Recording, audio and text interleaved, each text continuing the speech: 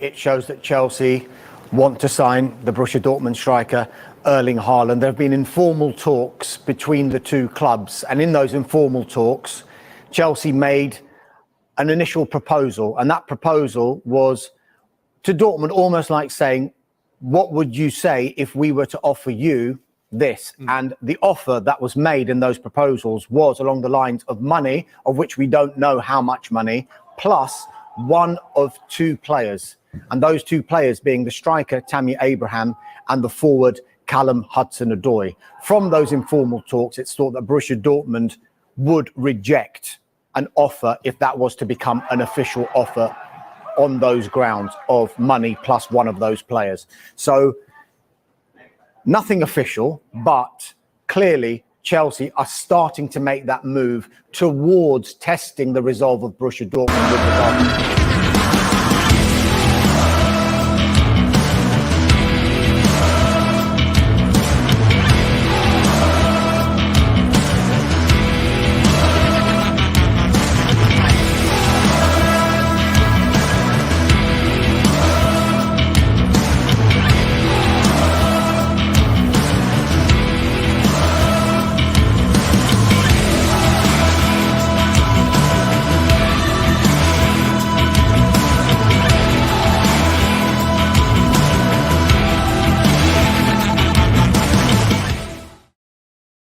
Welcome back to the Football Terrace. Chelsea make an informal bid or an informal offer. It really depends on how you want to interpret it, to Borussia Dortmund. Cash, including a player. Some believe it was Callum Hudson-Odoi. Many others believe it was Tammy Abraham. That was reported fairly late last night that Tammy Abraham would be offered as a make-weight. And so far that has been rejected by Borussia Dortmund. But this is exactly what was expected and exactly what was predicted, that Chelsea Football Club would go in and would essentially lowball to begin with, would start to test the resolve, start to get a test and a feeling for what Borussia Dortmund would and wouldn't accept.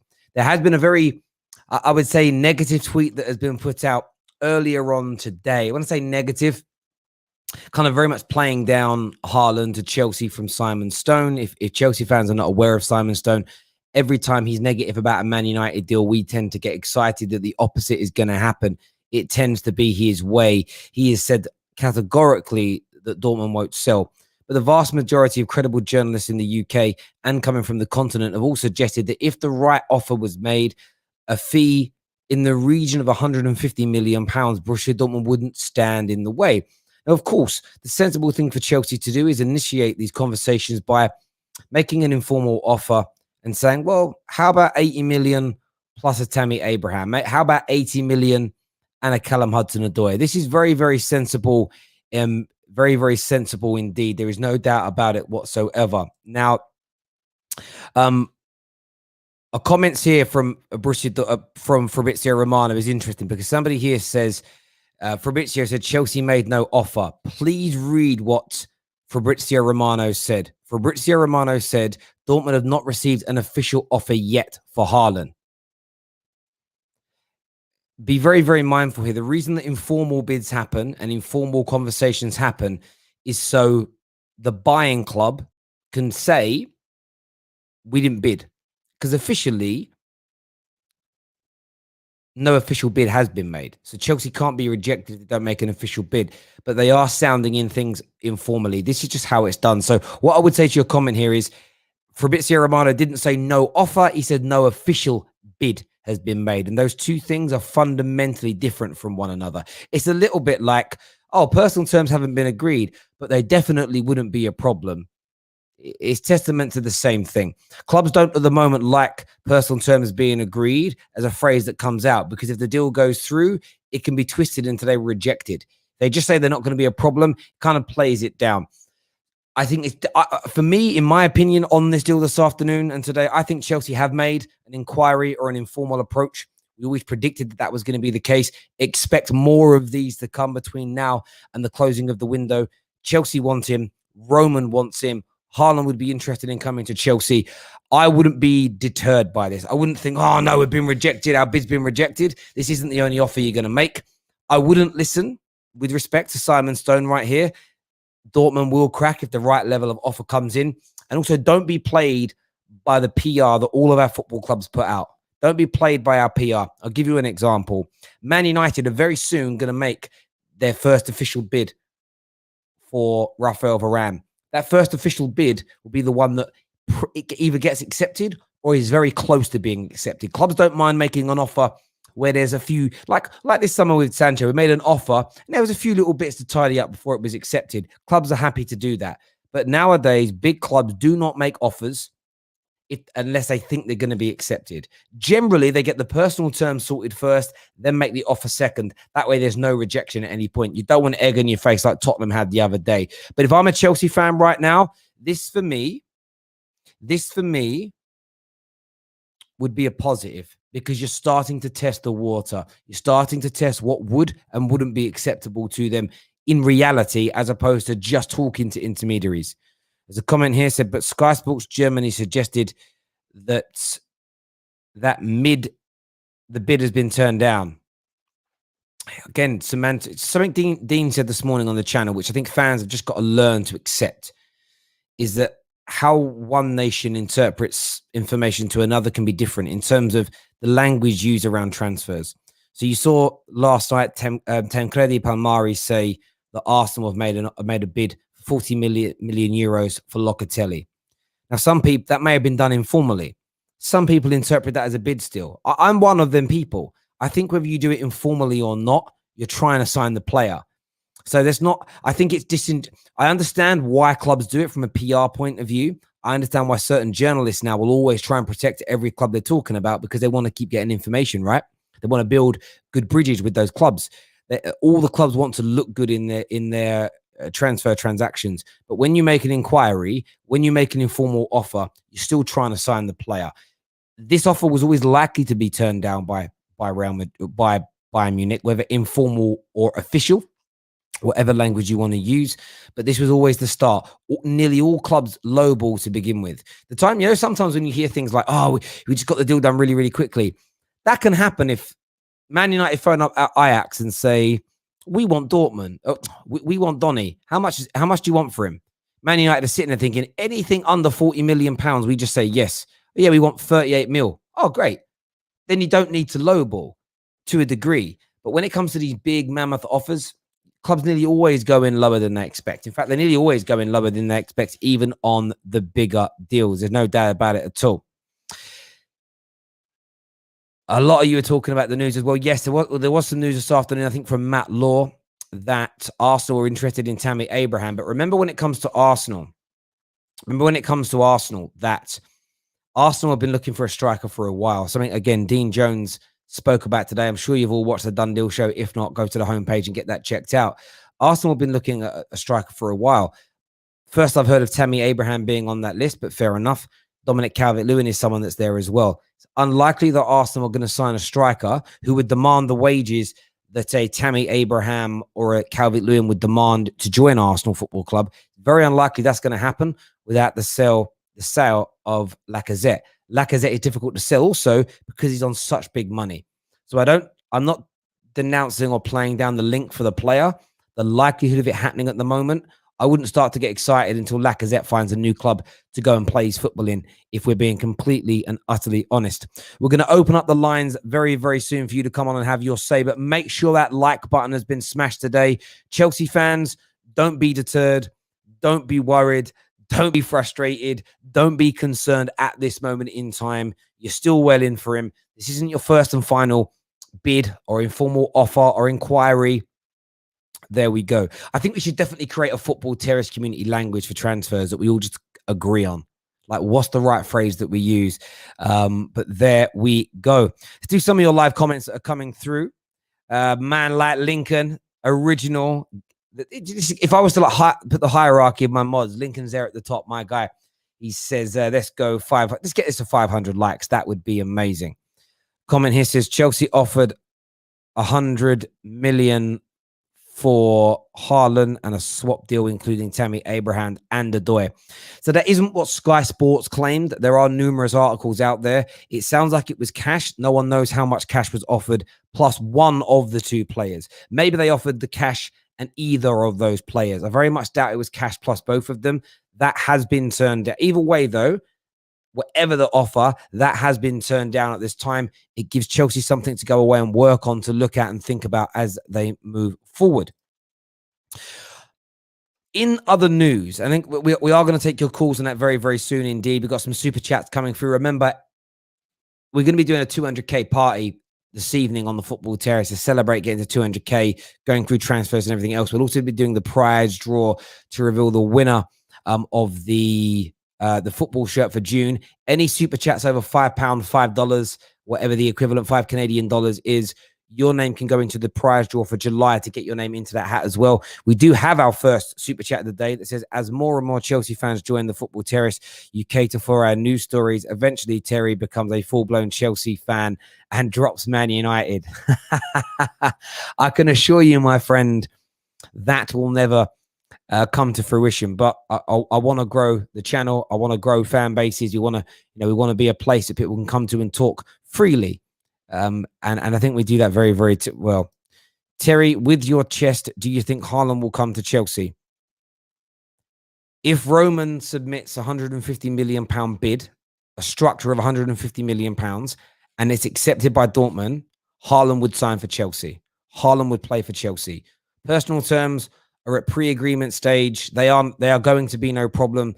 They are agreed. I don't really care on the semantics. Chelsea and Haaland want each other. It's about the clubs coming to an agreement. I don't know whether Roman is going to submit it. The news is that he's been planning on prepping it. The news is he would submit it. Whether or not that actually comes to fruition, I cannot say. But would Haaland play for Chelsea? Absolutely yes. No shadow of a doubt. 110% he would. That's it. That's it there. In other news today, we are going to run a poll very soon as well and open up the lines for you to come on and have your say. In other news, Man City is set to increase their bid for Harry Kane imminently. This is meant to be something that's going to be happening really, really soon. We know they had an offer worth around £100 million plus. Players rejected during Euro 2020 or just before Euro 2020 kicked off. The Athletic are now reporting that City are ready to test Tottenham's resolve again with a bid in excess of £100 million, but are unlikely to go close to Daniel Levy's desired £150 million. City would probably have to sell a couple of players first just to protect themselves against any kind of breach of FFP. But it's going to be very interesting in the coming weeks to see how Tottenham respond to this. And interestingly, with these informal bids coming in about Haaland, there is going to be a bid, an informal bid that comes in very, very soon for Jack Grealish as well. It's going to be interesting to see the reaction of these players. It's going to be interesting to see if they... What's the word I'm looking for here? To see whether or not the players start to push to leave more. I think at the moment, the likes of Harry Kane, the likes of Declan Rice, Grealish as an example, the ones that are quite open about wanting to leave have done as much as they can. It is now about the football clubs that want to buy them making an offer of sorts. Internally within football, a club making a bona fide, tangible, informal inquiry is that trigger warning to say, maybe I now need to start pushing for this move. So it's going to be very interesting to see if Man City come in and make a £120 million bid cash for the player to see how Harry Kane responds. It's always been long since tipped or predicted that Harry Kane would, if this happened, hand in a formal transfer request to leave. It's unlikely, very unlikely that it would go on any kind of strike action or stop playing. The same as Grealish and the same as Declan Rice. They're all very much respectful and going to remain respectful as they can towards their current clubs in West Ham, Spurs and Aston Villa respectively. But these informal offers, these inquiries, these tangible movements from these buying clubs are coming very, very soon indeed. And I'm very, very excited about it, if I'm being honest. I'm very, very excited about it indeed. 1 second here. There we go. Just got to update one bit there. But that's the two big stories that are circulating this afternoon, along with many others as well. I mean, there's always dozens and dozens of stories that are circulating on the internet that everybody's talking about, that are trending. Of course, the Haaland news is big. But what I find really interesting about the Haaland news, but more so disappointing, and maybe there's an element of me here that's being a little bit hypocritical, because I always talk about how much I love the sales process element of transfers. Everybody's missing the key point here, though. Chelsea, this should be exciting times for Chelsea. Instead, I see everybody arguing over the semantics of whether it was a real official, unofficial, informal inquiry, bid, offer, suggestion. You know, why are we fighting over the PR element? Let the clubs fight over that. Let's look at this from a realistic standpoint as football fans. This is positive news for Chelsea. They are making inroads into what would be the biggest and most lucrative transfer deal in the history of English football. This is exciting times ahead. No doubt about that whatsoever. No doubt about it whatsoever. I want to take your calls. I also want you to send in your questions for anything else that you're interested in talking about today. A few people mentioning Declan Rice. Well, of course, we spoke about Declan Rice earlier on today on the Football Terrace. But what I'll do for you, let me play you a clip. This is a clip direct from man like Dean Jones. I'll play this for you now so you can hear what it is that he had to say. We'll get this up on the screen for you as well, actually. We'll share it on the screen. We'll get it up for you to see. Because sometimes it's just easier to hear what somebody has to say about it directly. We'll put it there. We'll drag this back to the beginning and we'll make it big. Listen up. They're making an opening bid of £80 million. Of course they're not. I think they'll probably look to fill things out at around 50, 60, just to let West Ham know that they're serious about this and to let Rice know they're serious about it. And then we'll go from there. Yeah, absolutely. I mean, how likely a bid do you think there is going to, or an approach? Again, I actually get really confused nowadays because the semantics have dominated the transfer market. So you sometimes say, when's the club going to make a bid? And it's like, well, clubs don't make bids. They make inquiries and then they make bids. So let's just keep it basic. What do you think Chelsea will make a bid for him or make one of those inquiries for him this summer? Is that something that's highly likely to happen in your opinion? Yeah, let's call it a formal inquiry, shall we? Let's say that Chelsea are definitely going to go to West Ham and say, what's he going to take? They're going to do it because they want to know. Even if they don't decide to pursue it after that point, they need to get the ball rolling. They need to know how possible it is. And they know that the player wants to come. And I think that it's just been proven over the past month what an addition he would be to that team. And they have to start looking. So that's what he had to say there. And you notice how we also spoke about that. And I think Dean Jones's word is the best one out there. So and there's an official bid, there's an informal bid, and then you also have formal inquiry. So a formal inquiry and an informal bid are the same thing. I love it. But that's your Declan Rice update. Chelsea will make inroads into this deal. They will make a move. Let's just say that. They'll make a move for Declan Rice this summer. They're likely to offer between 50 and 60 million as a potential opening bid for the player and see what the response is like.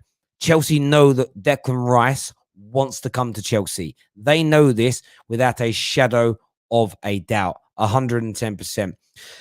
I want to hear from you this afternoon, though. We're going to put out a link here for you to call in. Let me just write this out. Call in now. There's the link. I'm going to share this in the comment section in just a few short moments. I'm then going to pin it comment section as well. So if you want to come on and speak about these transfer deals, any transfer deals, anything you've read, anything you want to give an opinion on, anything you want to moan about, remember we did pass 200,000 subscribers today on the Football Terrace. So at 9 p.m. tonight, we're going to have a bit of a subscriber party. It's going to be a lot of fun. So make sure you're tuning in for that. Looking forward to seeing you all on the show for that. But I want to hear from you all about these transfers. I want your thoughts and I want your feelings. And I also want to talk about the nonsense element, like I've said, of transfers now. I want to know about the nonsense element from your point of view. Do you feel like it's all just becoming about PR and it's all just becoming a little bit, okay, Did we make a bid or did we not? Are we trying to sign the player or not? You know, are we now seeing too many journalists become the official mouthpieces of our football clubs? I almost feel like journalism is getting to a point where it's like going on your club website. It's like, give us the news, give us an actual opinion. Get off the fence. Get off the fence is what I'm saying there. First caller of the show we're going to get on today. We're going to go to Matt. Matty's coming on now to have you say. Matty's a Chelsea fan. Looking forward to speaking to him. Welcome back to the terrace, buddy. What do you want to say? How you doing, Terry? You all right? Yeah, I'm very, very well. Yourself? I'm good. You know, I mean, it's the first time I've been on camera in ages. But I mean, all I can say is you're going to have to rename yourself as Terry Romano, because you actually said that the last time that they would make an official bid, and the officials, all the official channels, all the official journalists would come out and they would say exactly the same thing. We knew they would send an offer. It's called testing the waters. It's, you know, as you very well know in business, it's the start of any deal. You know, they test the waters to see whether or not Dortmund can be tested. And obviously, they were going to reject the first offer, because you always reject the first offer. I have a sneaky suspicion that it won't deter Chelsea one bit. We're going to go back in for Haaland because we think we've got a chance. I mean, and if not, we've always got a plan A or a plan B or a plan C. So there's always, you know, I mean, just watch this space. At least we're actually going for the player. We're not exactly saying we're not interested, or, you know, it's all paper talk or whatever. We've actually made an official bid. So, I mean, what would your opinion be? Well, yeah, like I said earlier, I mean, thanks for the Terry Romano comment. I appreciate it, but we just knew, and you know, nearly every conversation I have at the moment with a journalist, it's informal this, and as I say, informal bid and a formal offer, a formal inquiry are like, okay, they're the same thing. It's become a little bit crazy. And have you noticed that every time a club now makes a bid, instantly the tier ones shoot it straight down. Say, no. It wasn't. It was an informal offer. You know, it was sent by a message in a bottle. A pigeon took it there. It wasn't a form. They haven't sent the official email. You know, you're sort of like, it's just becoming boring now. Chelsea are trying to sign Haaland, and it doesn't matter whether it's informal or formal. If the offers they make, and the irony is, if they put that informal offer in today, and Dortmund said, yeah, we'd accept that, you wouldn't hear anyone say it was informal. You would hear an official bid has been made, because they would change the narrative almost instantly. Man United are going to bid for Rafael Varane. If the first offer is turned down, it will be an informal inquiry. If it's accepted, it will be an official bid. It's just, you know, I said it before. The best example is this. When we were all at school, we might have fancied Lauren. So what we would do is we go and speak to all of Lauren's friends that we knew and be like, oh, listen, Emma, if I asked Lauren out, do you think she'd say yes?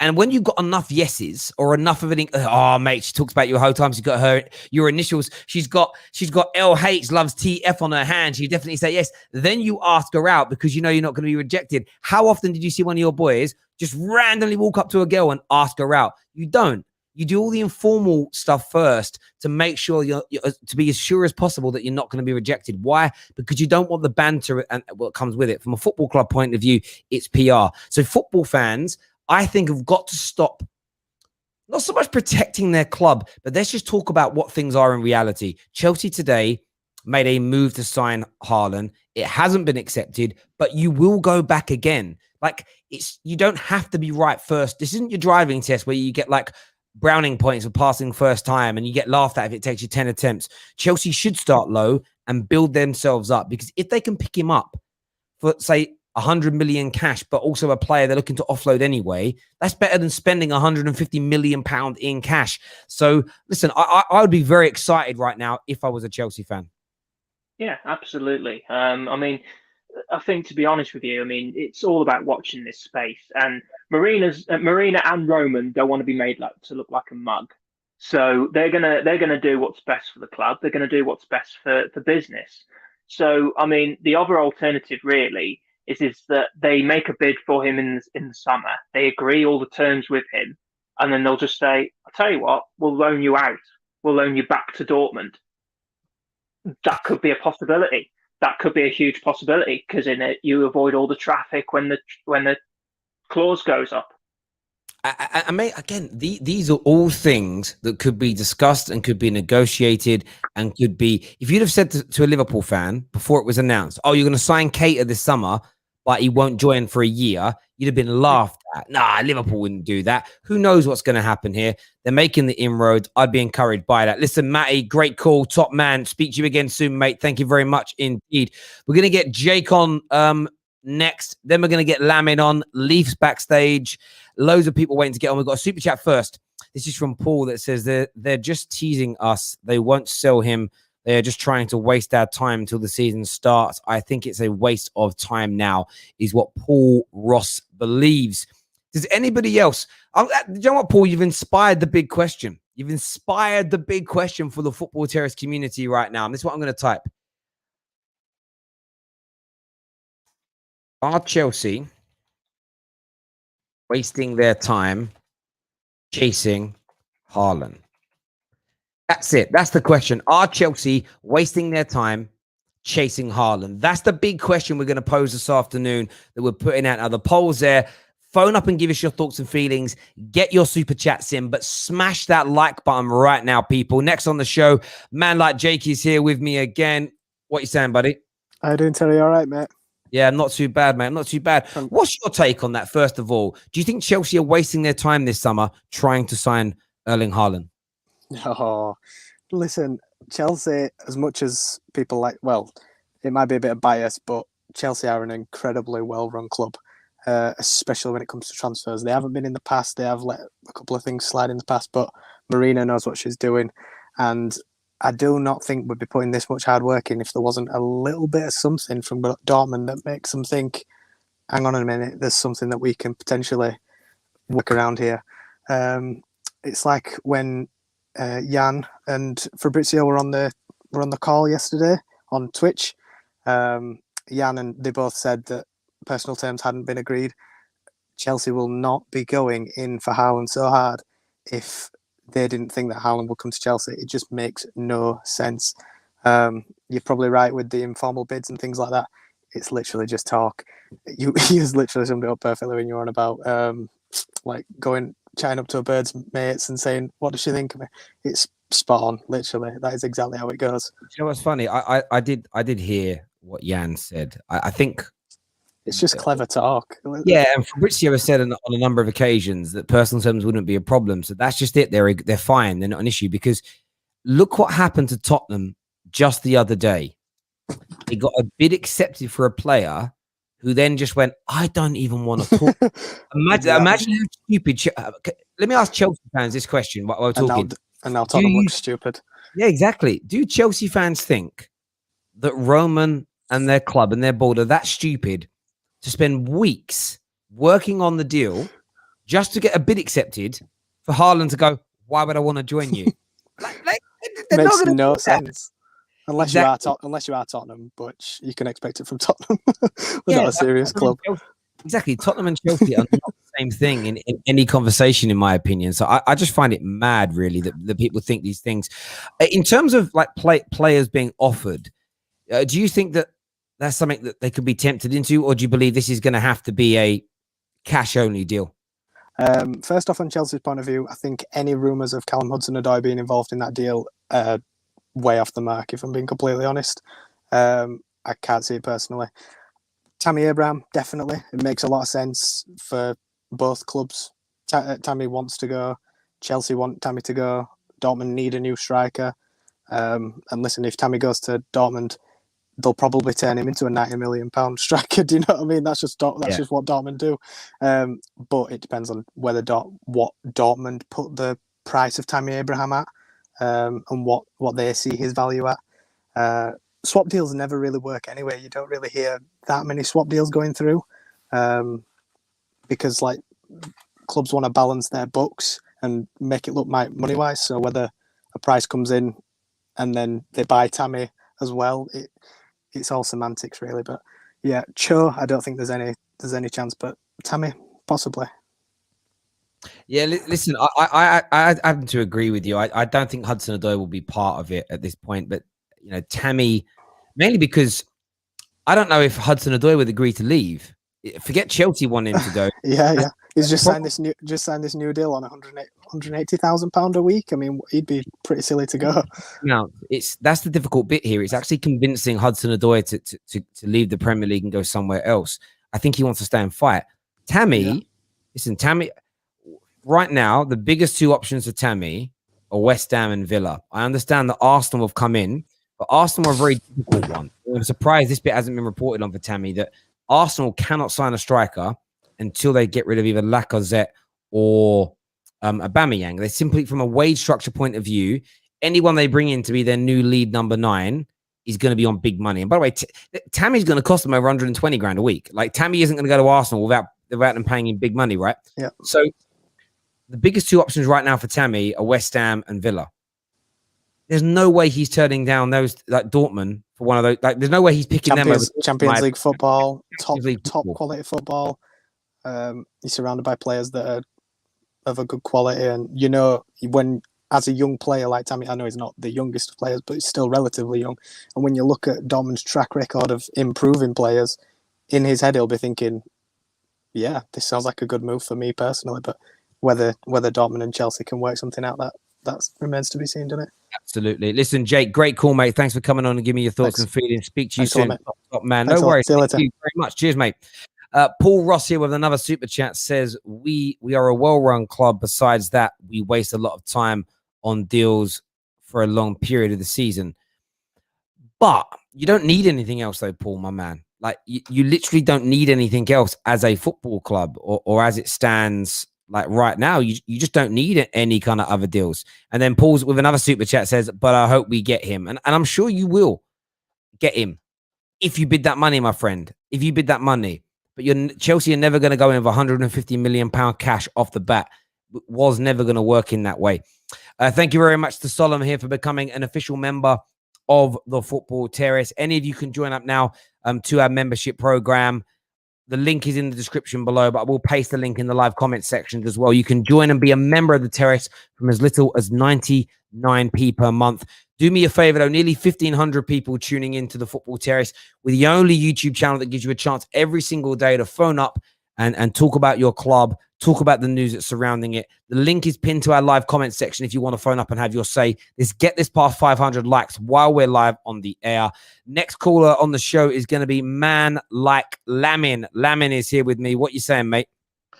Terry, man. I'm very encouraged by the news so far. I don't think we're wasting our time going in for Haaland. And looking at it as well, I think from Dortmund's perspective, it would be very stupid to turn down like 130 mil for Haaland, because you're getting way less for him. And adding in Tammy in there, you're gonna need a replacement for Haaland. So in my mind, it's a win-win really. And from Hudson-Odoi's perspective, yeah, I really like the player. I think he has the potential to pull Sancho numbers in the Bundesliga. Personally, if he under the right leadership, if in the Bundesliga, Hudson-Odoi can become that guy. So I think for his own career development, it's probably good for him to go, even though he's earning loads. But it just makes sense for him to play football. One thing I would also say is that I want us to get Haaland, but if this drags on for too long, like the way Sancho to United drags on, and then we end up like starting the season without a striker, then like heads will go off. Like that's when you start to see Chelsea fans just losing their head. And I don't think we should just lose our interest in Lukaku. I think we should have alternatives there, really, to still have that as a backup option in case we don't get Haaland. But so far so good. I'm encouraged. I won't believe it until I see Haaland with Marina signing that contract in a Chelsea shirt. So far, yeah. But I'm like, we're making the movements, but it's looking very hard, really. Listen, yeah. Lamin, great call, mate. Great views and opinions there as well. And Lukaku, you are still keeping tabs on that situation as well. So you've definitely got that foul safe. But it does appear Chelsea are only looking to sign tier 1 players. That's how it looks. I don't think you're going to miss out on Lukaku and Haaland and then go and sign Danny Ings instead. I think it's going to be like it's stick or twist, really. It's stick with what you've got, or you're gonna go in big for one of these big tier 1 stars. And if you don't get a big tier 1 star, I think Chelsea might wait, because your The thing club is, they know we're desperate as well, Terry. They know that we need a striker, so they could just charge whatever amount that they want. Even Inter Milan, when we go in for him, let's say we fail with Haaland, they could charge up to like 100 million plus for us, and we won't really have any option, because that's the one place we're really desperate to get in a striker. So that's why I'm a little bit wary about it, because we really need that striker, and we can't just spend the whole summer chasing after one and miss out on other targets, really. And there's only 2 targets we can realistically go for in my eyes. So listen, great call, mate. Thanks very much for coming on, Lamin, as ever, and we'll speak to you soon, brother. Take care, my man. Thank you. Top man. Viewers, hit that like and share button. Next on the show, man like Jem is in the house. Jem, give me your thoughts to this informal, formal, unofficial, official bid being rejected. I didn't really hear about it until everyone started sort of messaging me on Twitter and saying to me about how, you know, pretty much having a meltdown, Terry. That's what everyone's having, a meltdown. Oh my God, Chelsea haven't laid that money. We've just been rejected. Oh no, it's the end of the world. Listen, the best way I can literally explain this is something I've actually experienced as well. It's like, when I was young, right, I went on Auto Trader, yeah, and I was looking to buy a car. So I find the car that I like. And it says the value. It says it's worth 10 grand. Right, I've gone down to this place with a certain amount of money on me. I've got the 10 grand on me. Don't get me wrong, but I've only offered him 7. And at the end of it, we sort of come to an agreement in terms of how much we'd want to pay, and it was less than what the original amount was that he was asking for. In this situation, it's the same thing. Chelsea know that they need to lay the 150 to 175, but if they can save money, they will do so. They're never going to go in and just go in with a massive bid straight away at their maximum, when they know that they can maybe work or chisel it away. And that's what it is. People need to be aware that Chelsea are going to continuously, until they can get an agreement with Dortmund or actually understand where it lies. That he seems to have dropped off. I totally agree with what Jem is saying. I totally agree with where he was coming from in terms of his thoughts there. This is how big B2B, business to business sales are done in every single industry. They are very rarely do you get me a gimme. Very rarely do you get me a gimme. But Jem's back with us now. Jem, can't carry on, mate. It's what happens when you leave your phone in your pocket, isn't it? Just got to cut off. Just at the end of the day, Terry, we know Chelsea are going to continuously keep chiseling away at this deal. If people think Chelsea are just going to go straight up, here you go, 150, it's just not going to happen. We're just going to continuously try and save money here and there where we can. You know yourself, I own a business. At the end of the day, you don't, from a business perspective, if you can save money here and there, you do it. It is what it is, and I think we've just got to be patient. We've got a long time to sort of, to try and work at this and get what we need out of this deal. And I think it's just a patience game with us. And if we don't get him, and we are faffing around and we are wasting our time, then we can start questioning our board, because we have wasted this time massively. But I don't think that we would still have the interest that we have with this player if it was a closed door from the outset. So I think we just need to be patient, mate. No, I couldn't agree with you more on that. I don't think any time is being wasted. I don't think anything of the sort is going on at all in that way. There's just, for me, it's being run perfectly right now. And yes, of course you want to save money. And people have got to remember, this isn't just about saving money because you want to save money. It's about the precedent that it sets. The bigger this deal is, the bigger every other deal for both Chelsea, for Chelsea and every other football team that's buying star players in future is going to be. So if you can get this from 150 to 125 million, that's a big win for all football clubs, because the higher Haaland's prices, every single striker in world football suddenly becomes more expensive. Whether it's by 5 million, 10 million, 15, 20, 30, it happens, because people will sit there and say, well, our striker's goals to game ratio is only 0.4 worse. So based on that, blah, blah, blah, blah, blah, we think our guy, okay, we wanted 65 million. Now we want 85 million, and everybody's now paying more money. And of course, Chelsea will be impacted by that as well. When it comes to, yes, the sale of players will go up, but then when they go and try and sign Declan Rice, Chelsea are going to say, well, you had 150 million for him. He's one of the best strikers in the world. West Ham, doesn't matter what you and I think as fans. West Ham will say, we've got one of the best holding midfield players, one of the best central defensive midfield players in the world.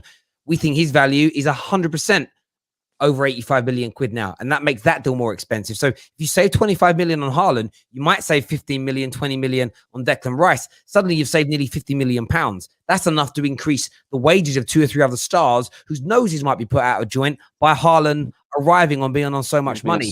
Just makes sense to do it. Start looking at these deals from a business point of view more than they currently do. There's no doubt about it at all. I'm not going to lie though. I don't. As ever, thanks for coming on, mate. And little party for about tonight, 9 o'clock. Yeah. 200k party. I'll put it in the Well group done, chat. bro. I'll get Well something done. set up for that. Speak to you later on, bro. No worries. See you later. Top man, Jem. Thank you. There was a super chat I missed earlier from Alonso Call. I missed this, but I've gone and got it up. He says, forget Haaland, 150 million plus. We are being ripped off. Alonso Calls thinks that Chelsea are being ripped off. However, when we look at our big question, just under 1,000 people have voted on this so far. 59% think Chelsea are not. I repeat, Chelsea are not wasting their time. Paul Rossi with another super chat says, one thing he is missing though, Terry, they let go of Sancho. They need to replace him. Then if Haaland goes, who is going to replace Haaland? It's a 50-50 deal right now. I agree. I think 50% is a fair challenge to throw in there. And trust me, though, Dortmund are looking at replacements. Dortmund will 100% be scouting and looking at the market to see what works. Now, maybe we don't know the feedback here from Dortmund. Maybe the feedback wasn't that we wouldn't take Tammy as part of the deal. Maybe the feedback was we want more cash plus Tammy Abraham. Maybe they only offered 80 million plus Tammy and they want 110 plus Tammy. I'm just throwing that out there as an example. So you're right. These things are all things that need to be considered, but they can also all be resolved. In a year's time, Dortmund only gets 75 million euros, so 64 million pounds. They can more than almost add an extra 100 million pound to that this year if they sell him. I think any bid of a value of 150 million pounds or more for them to turn down would be bad business when he's leaving next year. If you're going to keep Haaland for the next 5-6 years to win titles and Champions Leagues, then he's priceless to a degree. But they're not that. They are a selling club, and they will always sell at the right price. Last season, if Man United bid 110 million pounds on the deadline day, they would have signed him. We just didn't. There are fundamental differences, in my opinion, between those two deals. One of our members here, Lee, says, Terry, they're already getting Marlon for Dortmund, and the Sancho replacement is stacked at their club. That is certainly true. Monster here says, guys, 1,000 people voted in the poll. 1,000 people should hit the like button too. Only one button to press. That's very, very true, by the way. If you've hit that vote button, hit that like button as well, please. It's supporting the terrace. It's not so much the news stories, but it's supporting the terrace. Let's get that done. If you can vote, you can definitely hit the like button because it means you've got an account. So get that done for us right about now. My wonderful audience, my wonderful viewers. I am going to talk to you guys a little bit more later about how I feel about you all, but legitimately, got a lot of love for my people. Terry, can Haaland's release clause be extended next season? It can be, but he would have to sign a new deal. That new deal is something I don't know if Haaland would do unless Dortmund were going to increase his salary significantly. But I just can't imagine him wanting to do that. He wants to leave next year at the that's why they put the release clause in there. That's why it was done. That was why, that's exactly why it was done. Let's go to some more calls here. Next on the show, we've got man like Leaf here. Clearly wants to speak about this second bid that's going to be coming in for Harry Kane imminently. Leaf is here. He's a Tottenham fan. Give me your thoughts, mate. Yeah, so but quickly about Haaland, I wanted to say, yeah, I mean, Dortmund have not received an official bid. That doesn't mean that Chelsea didn't go in for him. It just means that Chelsea made a request, and It's not official because official means that they would have thought it would have been accepted and was just rejected. I mean, it's very simple. I don't see why people are saying it's not a big deal. It's just first inquiry was rejected. About Haaland, I mean, he's not worth 170, 150 million euros. This guy, Andre Silva outscored Haaland in the Bundesliga. Sebastian Haller got like so many goals and then flopped at West Ham and at Ajax. So I think Haaland is not worth 150, 170. He's worth probably 100. Dortmund obviously value him really highly, but it's a big risk, honestly. Also, Chelsea have like the striker curse, but Tuchel can definitely improve Haaland a lot. He's a great coach, but it's a big risk. Haaland is not that good. He's not the best player, the best striker. He's not that good. Who? Haaland. What? Sorry. He's not that good. Yeah, he's not the best striker in the world. He's not that level yet. Based on what? Well, based on Bundesliga goals. Can you name me a football player that's got to the volume of Champions League goals as quickly as Haaland has done in the history of football? Yes. Who's done that? Well, that's the thing. Haaland does outmatch so many players, but like those Champions League goals were against small teams. I would say that, but still, like he's obviously very good, but he's not worth 170 million. He's not. Like interesting take there from Leaf. I think Haaland's worth every single penny of what he would get, what Chelsea or anybody. But Andre Silva outscored him. Sebastian Haller got so many more goals 2 years ago, and Bundesliga is so much different from the Premier League. You can't say that Haaland is a definite 100% the best striker Chelsea can get. He is now currently, but it's a risk. It's still a risk because also it's a risk. I do understand that about Andre Silva. There's two things I would say about that when it comes to Silva as an example. I don't want to say this in the right way. You know, he was playing just league football last year.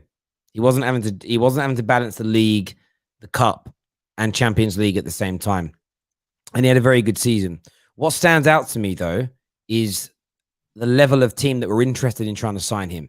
So this wasn't Andre Silva saying, I don't know, having an inquiry come in from, say, Man City and him going to Man City and nobody else looking at him because he said, I only want to play for Man City. So telling these agents to tell everyone else to disappear. This was a player that was open to going anywhere in the world. And the only club that came in for him was RB Leipzig. That tells me that the scouting networks of every major European club have said he scored a lot of goals, but we're not convinced about him as a player. Where with Haaland, they went on a European tour and everybody was trying to stick money in the panties of his father and Mino Raiola to get hold of this guy. That wouldn't have happened if there wasn't a genuine belief from the scouting networks and the transfer teams and the football minds at all the biggest clubs in Europe. So I do get your point that he was outscored in one area of football last year. But I think when you factor in the age, by the way, also Andre Silva's 25 years of age. Yeah. 25. He's not like Haaland's only had 2 full seasons. Like, trust me, Haaland in 2 years' time will have more goals than Andre Silva's had in his whole career in 2 years' time. So I do get your point, but for me, Haaland is absolutely tip top. Yeah, but bona fide world class. Don't get me wrong. Of course, Haaland is probably the second or third best striker in the world, and he's obviously better than Andre Silva. But I'm saying, with the amount of money you're gonna pay Raiola, the amount of wages you're gonna give him, the 170, 150 million, and he's only gonna stay at Chelsea for 4 years. I'm thinking it's a great deal if you get him, but it's still a risk. But it doesn't matter. Like, they'll get him and they'll win the league anyway. So, like, speaking about Kane, just want to point something out, but I want to point something out. I was already right. In Haaland's career so far, since he made his debut, he scored 126 goals in 170 games. Andre Silva has played nearly 300 games and has got 114 goals. Haaland has scored 12 more goals than him in over 120 less appearances. Yeah. And I don't even think Haaland's still a teenager. Has he turned 20 yet? He's just turned 20. Just turned 20. He's going to turn. He's going to be 21 in a few days' time. So listen, I get why he's worth the money, but yeah, on Harry Kane, do you see him leaving? Look, Harry Kane. It's very simple from a football point of view. It's better for Tottenham. It's better for him. It's better for everyone that he leaves, because there's no point keeping him if you're not gonna build a team around him, and his value is only gonna decrease. His contract expires in 3 years, and you can definitely use that money for so many other things like center backs, right wingers, left backs, right backs. And from a football point of view, there is no point keeping Harry Kane if you do not invest in the team. That is very simple, and which is why I think that Levy might invest in the team this summer. But of course, from a Tottenham point of view, from a fan, you don't want Harry Kane to leave, because he's like a legend already, and he's a legend for us. So yes, it will be sad for us to see him leave, but it's not the end of the world. It's definitely not. But one thing that I have to say, Kane, if you're listening to this, if you leave to Man City, I will never, ever forgive you, okay? Because it goes against everything, against all your principles. Kane wants to be loved. He wants to be in a team with passion and with fans. The Tottenham fan protest was bigger than the Man City title celebrations. Brother. Listen, if Harry Kane's leaving, I'm going to give a counter message to that. Get out of Tottenham. Get out, my brother. Get yourself to a winning club. You deserve it, Harry. Go on, Azar. Yeah. Leaf, great call, mate. Thanks for coming on and having your say. Great opinions. Top man. Thank you. I want to talk Tammy Abraham as well. I want to speak a bit about Tammy Abraham on this show. Arsenal fans, he's linked to your club, Gooners. Do you want him? Do you want Tammy Abraham at Arsenal? We're discussing that as well now for a little bit of time. I'm going to go to another caller here. I'm going to try and pick a few names of people I haven't seen for a while or don't recognize at all quickly. We're going to go to Paul says, I smoke too. We're going to go to AJ Paul. He's going to come on now and have his say with us this afternoon. Please make sure you hit that like button and share the stream on your social media platforms as well. AJ Paul's now in the house. Who do you support, buddy? Hello, Terry. How you doing? Yeah, I'm good. Manchester United fan. Lovely. What are you here to say, mate? What are you here to say? All right. I'm just wondering why the Chelsea fans are worried about their Haaland deal. I think the bid being rejected isn't really a bad thing at the moment, because there's still time before the transfer window ends, and I feel they're just testing Dortmund before they actually make the real bid they need to make. Yeah, listen, I couldn't agree with you more. I think that's what they are doing. They're testing the water. I don't know why Chelsea fans are panicking. I mean, Chelsea fans have been panicking all summer, and I've not understood it from a singular second. I think they're in a really good position overall. I just think they've got to relax, like really, really, really relax, and everything's going to be okay. Legitimately, everything is going to be okay for Chelsea fans this summer. I just need to be mindful of that. AJ, great call, mate. Thank you for coming on and having your say with us. Really appreciate that, buddy. Top man. Next on the show, we're going to go to another Chelsea fan. Nick Toller is in the house. Nick, what you saying, mate? Mate, I'm not sure, you know, what about the Tammy or the Haaland news? What do you want to hear? Talk to me about Haaland first, and we'll have a little chat about Tammy. Go on, mate. All right, calm. Haaland, you know, I think this Sky stuff, I think we're just testing the waters, you know. We're trying to figure out what's best for Chelsea Football Club and what can work in our favour. Obviously, we don't want to throw all our eggs in the basket so early on. We don't want to offer up, here's 150 mil, you take it, we'll get Erling Haaland. No, that's not how these clubs do business, man. You know, we have to wait it out, take our time. I've been saying this on this show Patience is key and necessary to this Haaland deal because we, Chelsea Football Club, are serving our interest by getting the best deal we possibly can for Erling Haaland, right? And this will just take time, and it's figuring out whether Dortmund want these players like Tammy Abraham or Hudson-Odoi and a bit of cash, or whether they just want straight cash up front. But I do think this is a step in the right direction towards coming to an overall agreement to signing Erling Haaland to Chelsea, right? And this is just phase one. This is phase one. Phase two next week, I think we'll see more of a formal offer, more likely a bid, maybe like 120 mil, maybe if they want a player or two, I don't know. But yeah, it's a step in the right direction. I'm looking forward to it. Patience, Chelsea fans, patience. I agree with you on the patience part. You know, you can see, and I'm not a Chelsea expert or a Chelsea fan. It was the young lad that you're selling to Crystal Palace. Is it Mark somebody? Gurhi. Yeah, Gurhi. He's been an incredible player, man. You know, he's a top young guy. You know, he had an excellent season with Swansea in the Championship. He was quite unfortunate, you know, when they lost that to Brentford in the final. He's one for the future, but yeah, it is what it is. Selling him, I'm gutted, obviously, but you know, fair play to him. Yeah. Well, we know.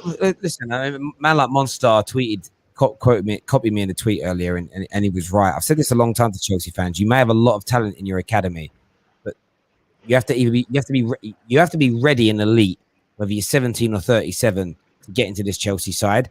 And exactly. And if you don't prove it or you're not ready, so they'll look at someone like him, and they're clearly, you know, they might just be looking at him and thinking he's 2 or 3 years away from being able to really push for a place in this team.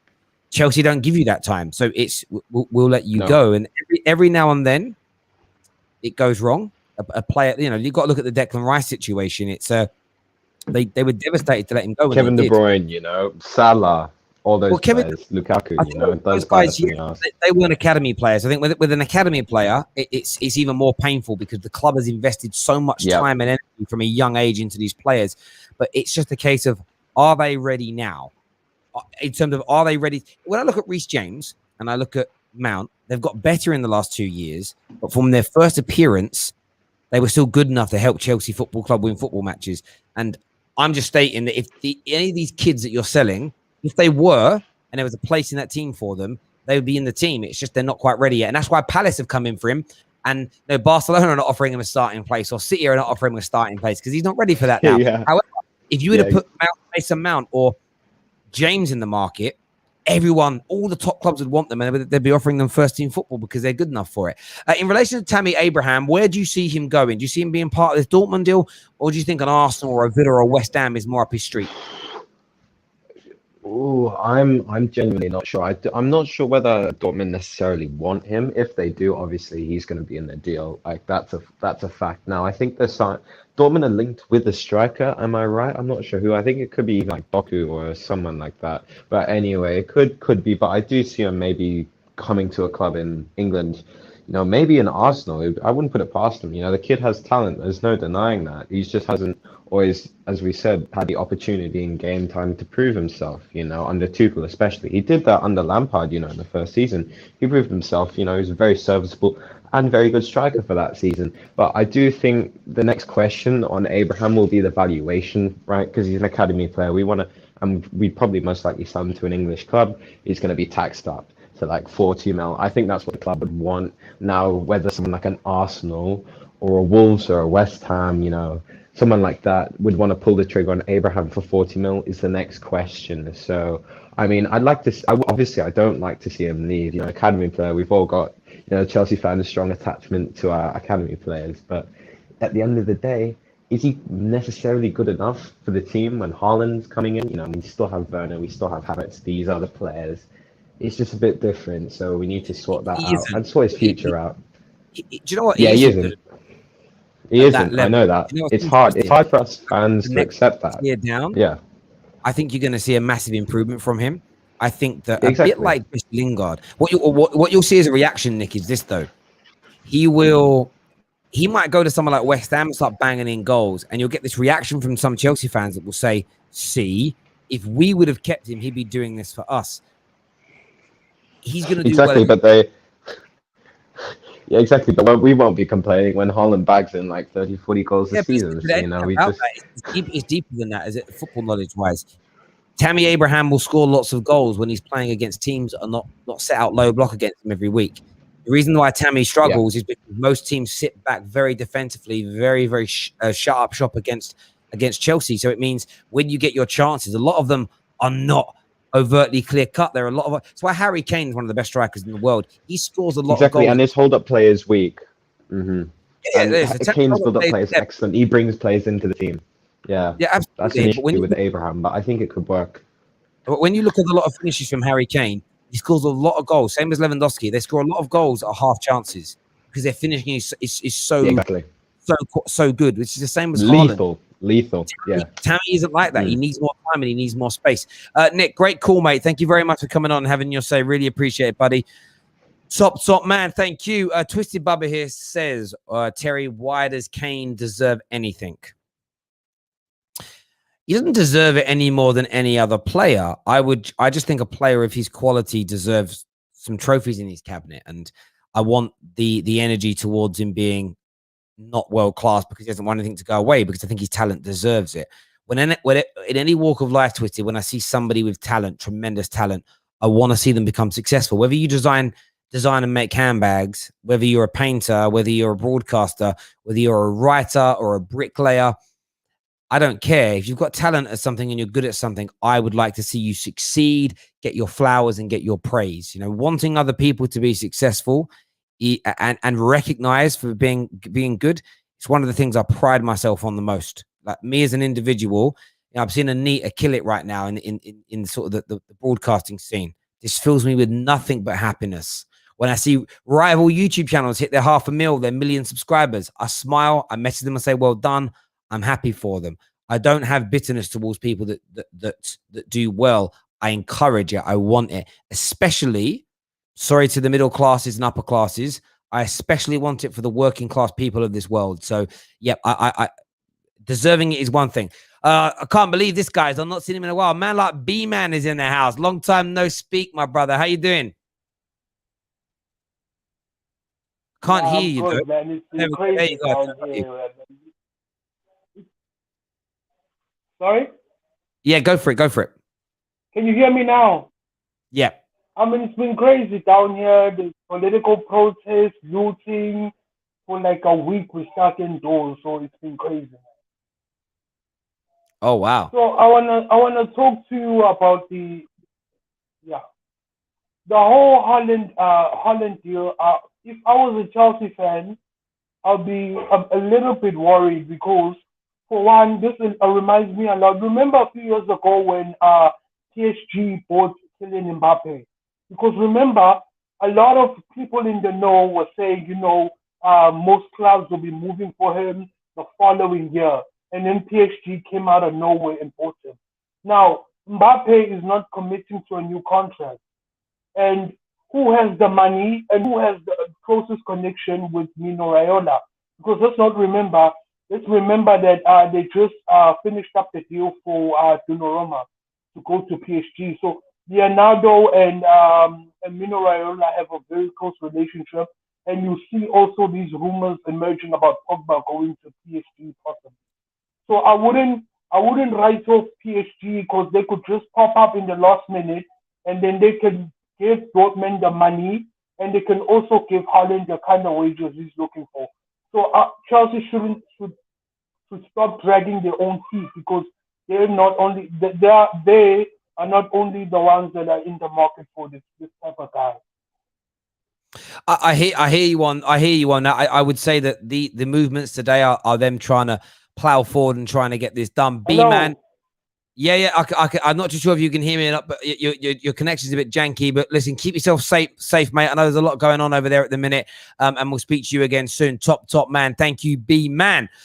Alonso here says, if 100 million plus is being spent on players going forward, ticket prices and memorabilia will also go up.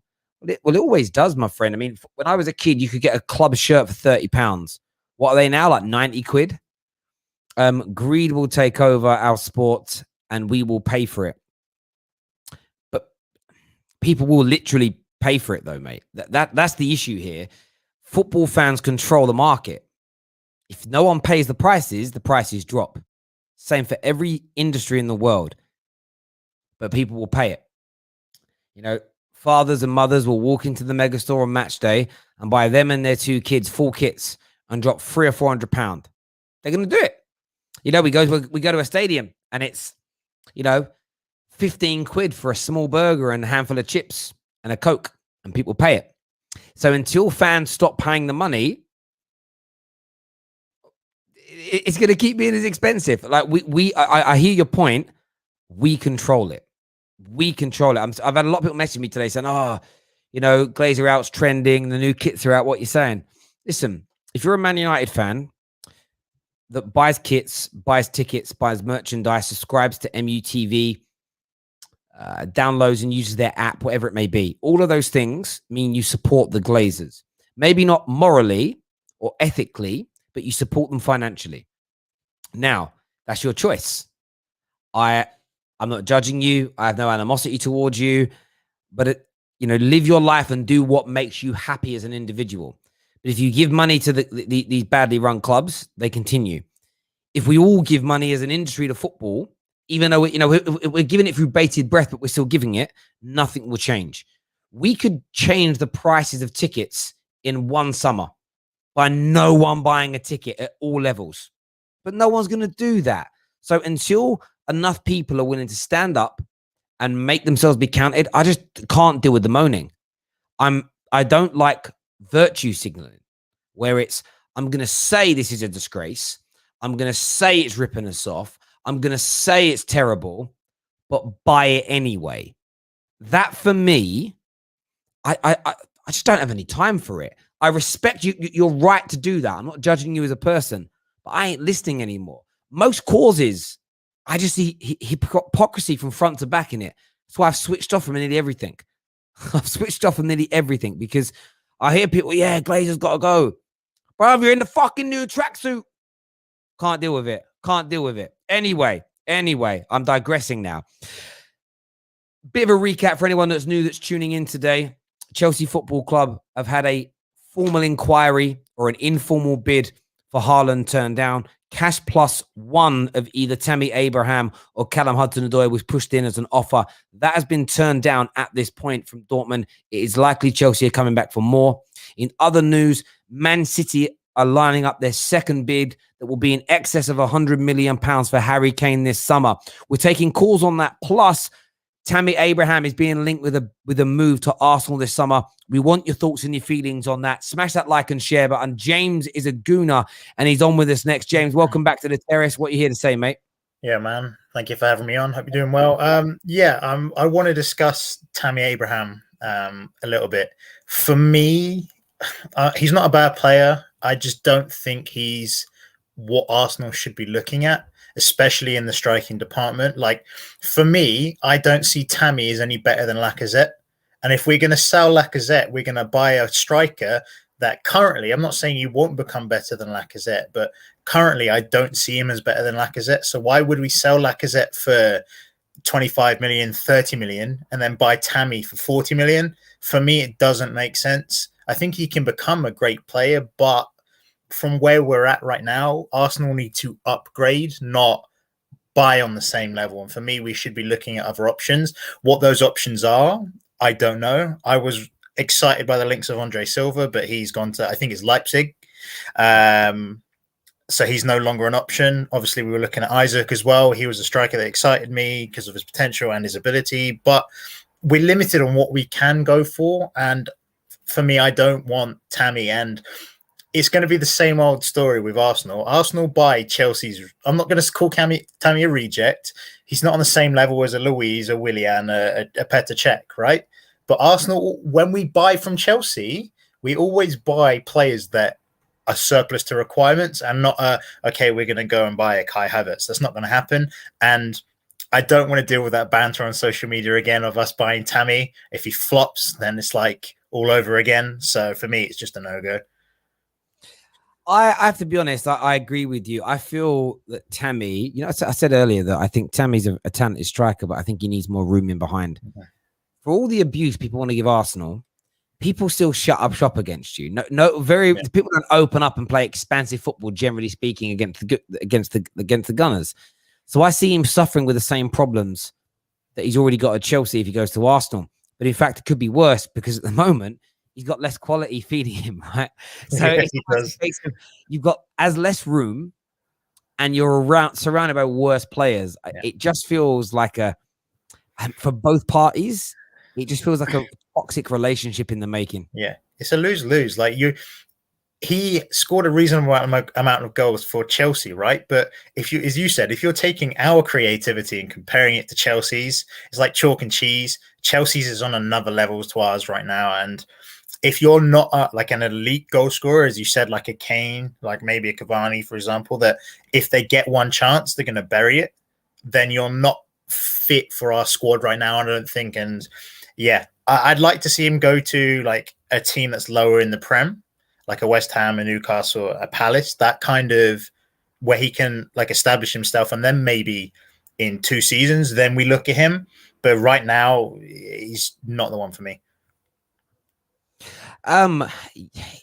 Yeah, I couldn't agree with you more on that. If I'm being honest with you, interestingly, Dominic Calvert-Lewin's a name that Arsenal linked with. Now that for me is worth a punt. Is worth a punt, but none of that's happening until you get rid of Lacazette anyway. And Lacazette's hard to get rid of because you man have put him on so much more money than anybody else is going to be willing to pay him.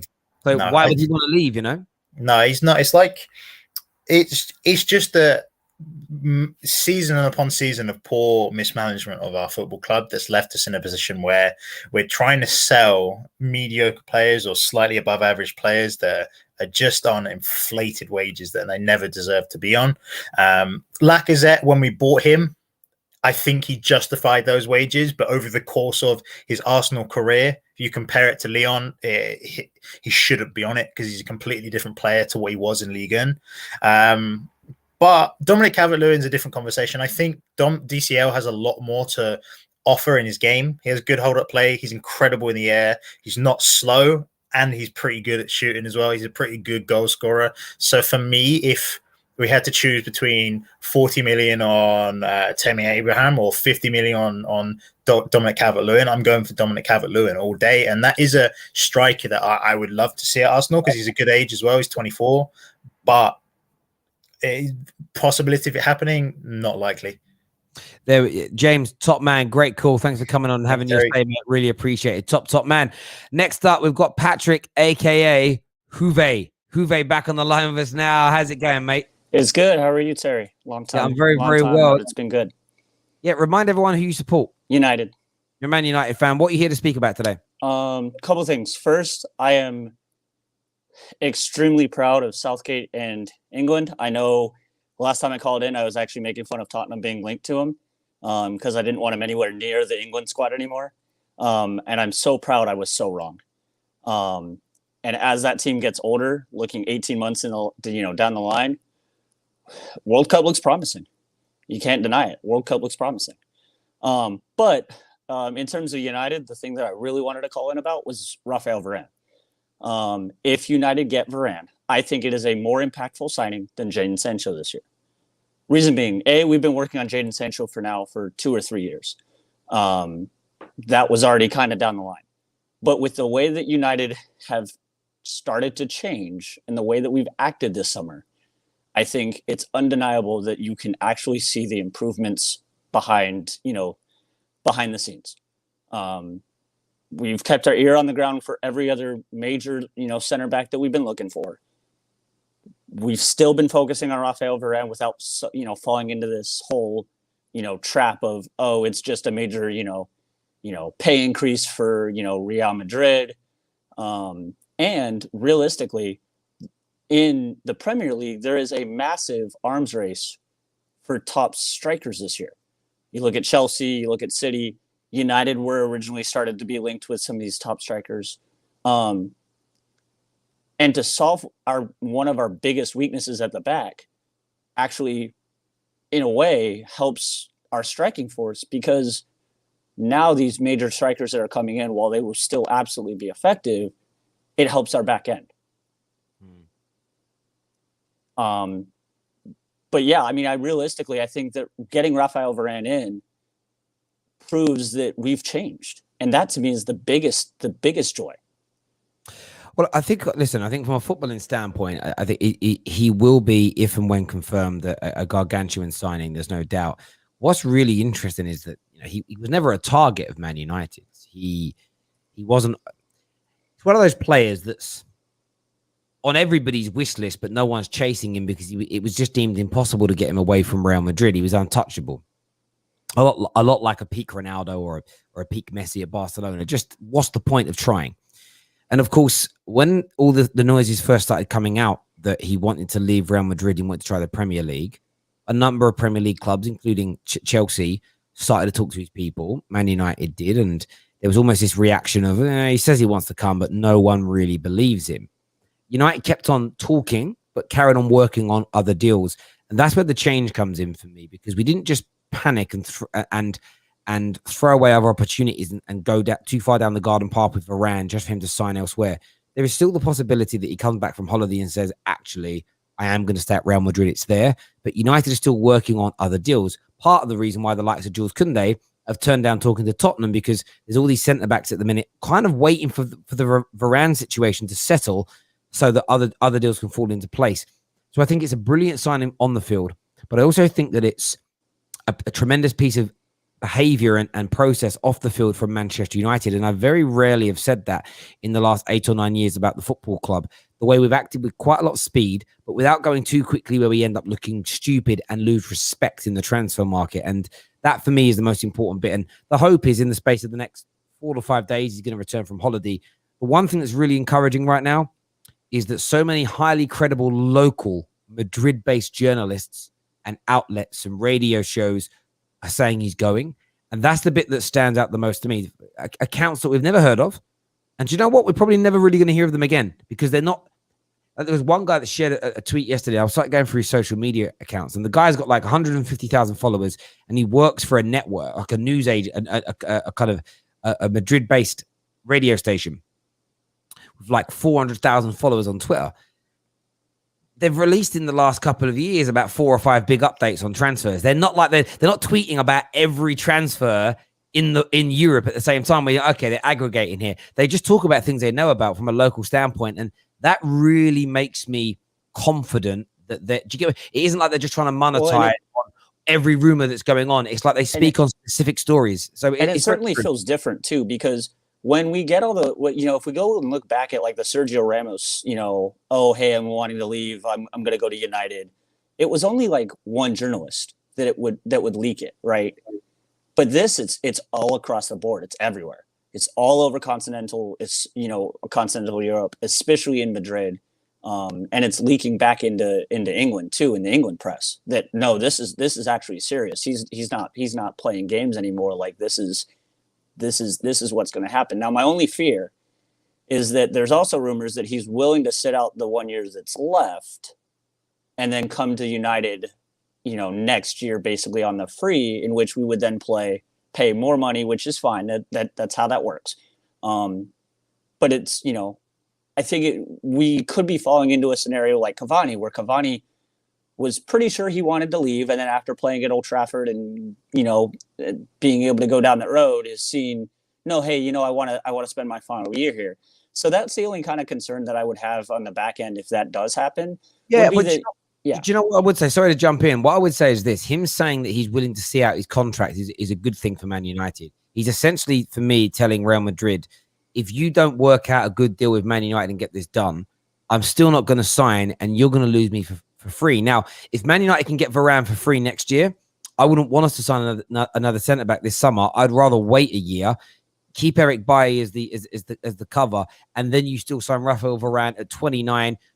He hasn't had a plethora of injuries. You're going to get 4, maybe 5 years of top quality out of him. So look how good Thiago Silva is, his age still. I think that pressure will, like Real Madrid have already succumbed to that pressure. They will negotiate a deal with Man United if he doesn't sign. They want to recoup some money. It's going to be around, I reckon it will be somewhere in the region of 45 to 50 million pounds. And it'll be a great bit of business. Listen, great call as ever, Patrick. Thanks for coming back on the terrace and having your say. Thank you. And indeed, thank you. Make sure you smash that like button, ladies and gentlemen. We're doing our sort of afternoon shows a little bit earlier at the moment because we want to get a third show in the day. And if we cram them too close together, it's some of you like coming into the evening show and you're like, I haven't even had a chance to watch your 5 o'clock show yet. So we're trying to spread them out a little bit more if we can do. Next on the show, Mohammed's here with us now. What you saying, Mohammed?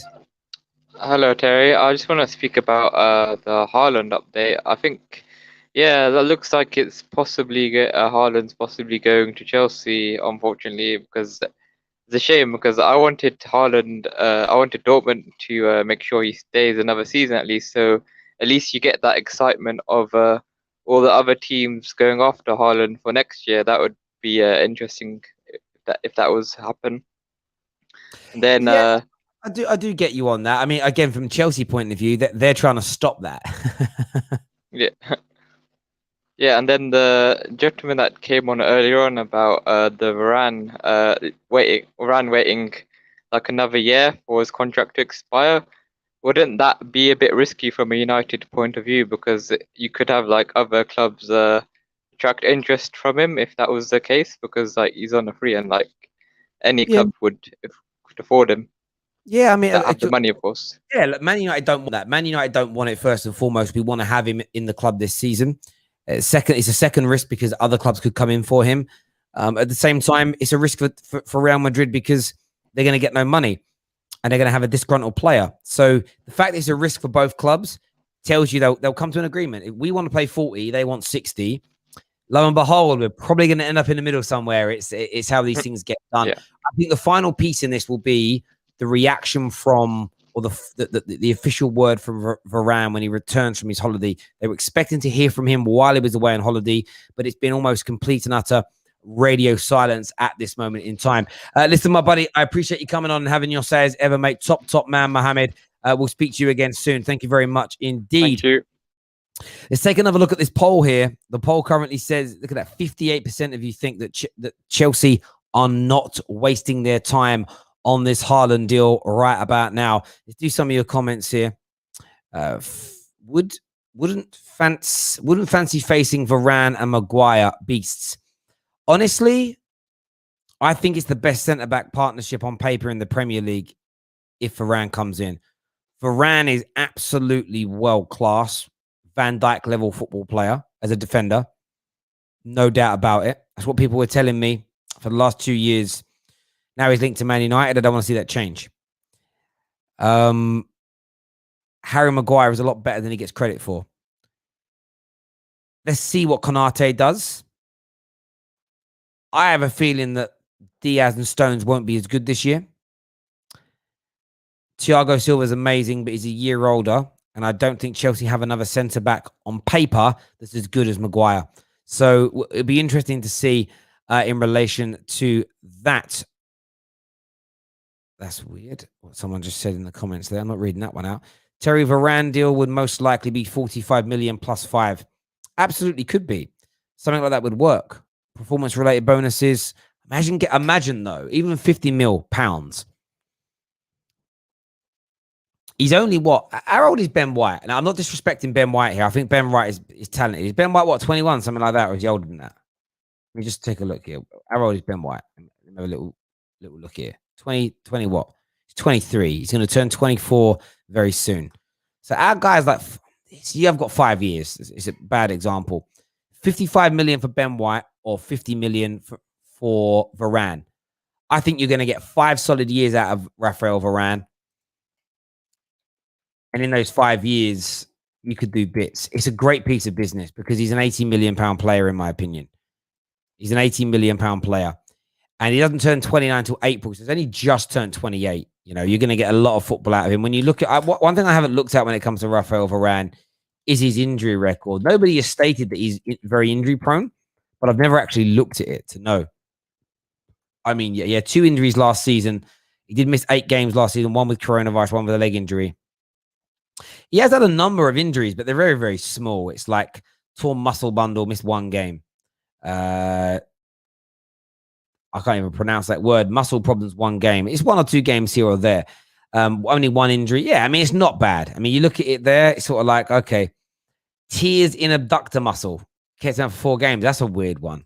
Yeah, but nothing major in his career. He had a ruptured outer meniscus back in 13-14 season where he missed 12 games. So he's had a few, but I wouldn't say he's got injury problems, really. There's no biggies on there. J-Ling's fan says, I'm guessing angry about the Sancho announcement, Terry. Don't be angry about it. There's nothing to be angry about at all. Terry, who's better, Van Dijk or Varane? I always said Varane was the best in the world. I'll stand by that. But let's see what Varane is like. One, after coming back from his injury, and then when him and Van Dijk's like when he comes back from injury.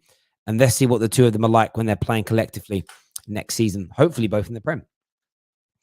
Listen, everyone who's tuned in today, a massive thank you to each and every single one of you. Do me a favor, as I always say, and hit that like button for us. We're back at 9 o'clock for a 200K subscriber party. Can't wait for that. Can't wait to see you all later on. Of course, we're going to talk football on there. Going to get the panel and people on. Have a little bit of a celebration. Until next time, take care of yourselves. Goodbye. God bless. And we'll see you all again very, very soon.